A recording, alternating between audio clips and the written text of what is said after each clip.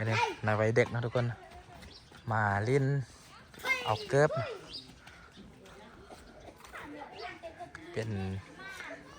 เด็กน้อยแบบบ้านๆบ้านเฮาพากันเล่น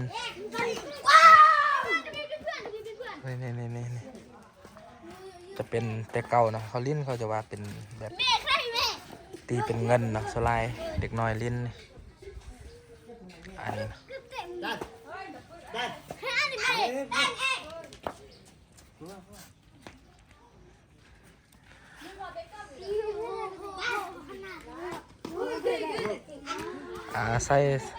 ใส่เกิบเนาะทุกคนผู้ได้จะเร็วทึกเนาะอันนี้แต่เก้านี้ได้ซื้อเอาได้เนาะอันนี้เนาะบางเทื่อก็เอาเป็นยางเนาะแต่ว่านี่ใส่เป็นนี่นะแทนว่าเป็นเงินเนาะที่ยำน้อยก็เคยลิ้นเนาะผู้ได้เคยลิ้นเลย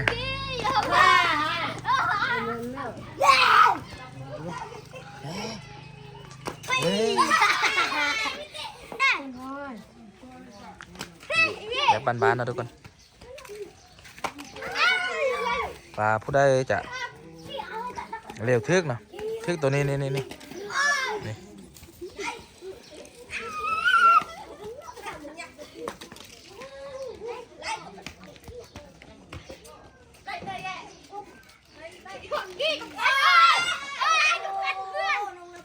ทึกแล้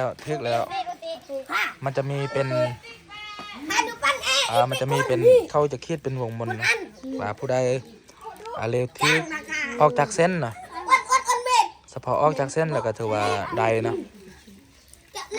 ผู้บดใส่เสื้อนี่เนาะใด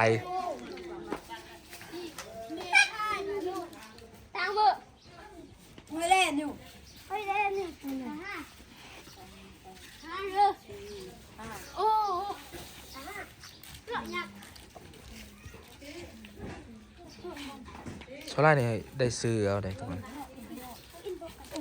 ตัวนี้นะผู้ใดอยากได้ก็ซื้อเอาเนาะเรามาลิ้นนำกันเมื่อกี้นี่เขาสังเกตเบิ่งมันจะมีเป็น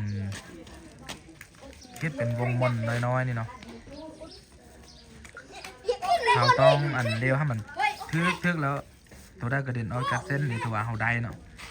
ถือว่าบกกระเด็นออกจากเส้นบ่ได้เนาะ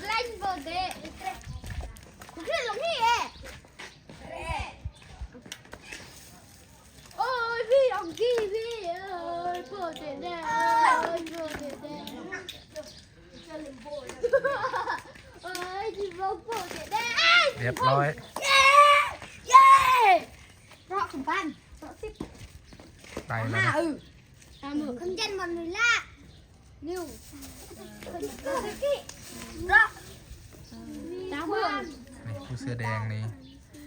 เรียวเทือกนะเมื่อกี้นะได้นะใส่เทือละ5 อันนะถ้าเป็นเงินถือว่าเป็น 5,000มาได้ทุกคน5 อันนะ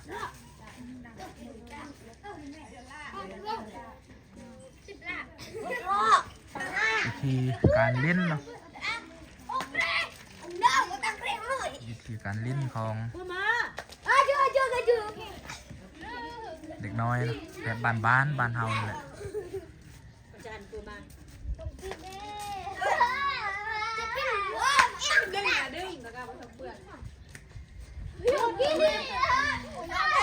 เจอลำโบนเอาวิเคราะห์หนึ่ง